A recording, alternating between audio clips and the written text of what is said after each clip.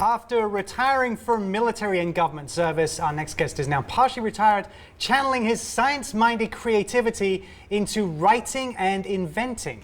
That's where his debut novel comes in. Joining us now to discuss his book, Vlain and the Last Wild, is Winston Harrell. Welcome. Good morning. Thank you. Thank you for having me. Thanks for coming in. Yes. So what are the major themes in this novel? Oh gosh, it covers so much, but a lot of it has to do with if you have a corrupt military standing up to that and deciding whether you want to follow orders or something more honor-bound and more truthful. That's probably one of the central themes of it.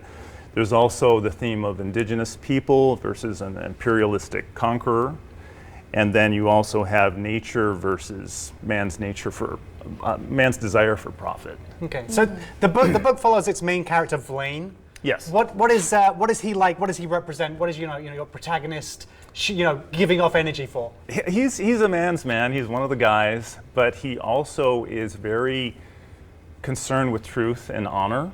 And it looks from the outside like he's just kind of a reckless adventurer, but when you look at him closer, you see that he really cares about people, he cares about his men, he cares about doing the right thing.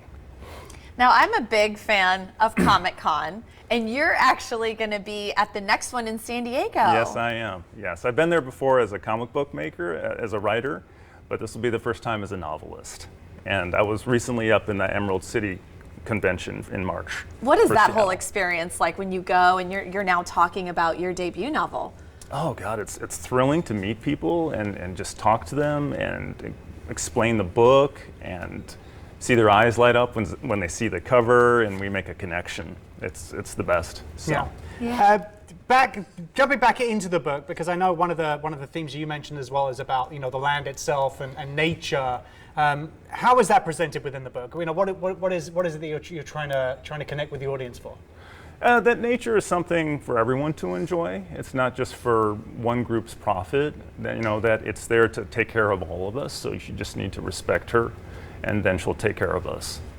Now, it seems that Vlain may have a bit of like invincibility in there. So how do you feel about that concept? I mean, is that going to bring out the best in someone or the worst in someone? That's a really good question.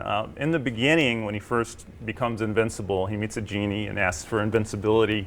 And he becomes a little reckless with it and a little egotistical. And he learns from his mistakes. And he realizes that that's not the right way to live. So he starts using it to help other people, and then he finds himself in that.